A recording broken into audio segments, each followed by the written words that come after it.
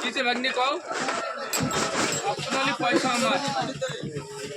তোমার মামা পয়সা মাছ দিতে পয়সা দাও রিটার্ন দিয়ে দেবো দিক দিয়ে দাও না লেজের দিক দিয়ে দাও তুমি 1 কিলো পয়সা দাও 1 কিলো পয়সা 1 কিলো 50 গ্রাম 10 টাকা বেশি 210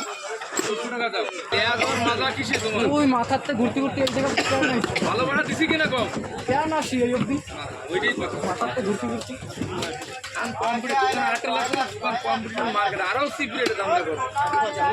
হ্যাঁ বাবু কয় টাকা 1 পোয়া 60 টাকা দেন 64 টাকা দাম হয় দিল্লি ধরবো না ভালো লাগবে না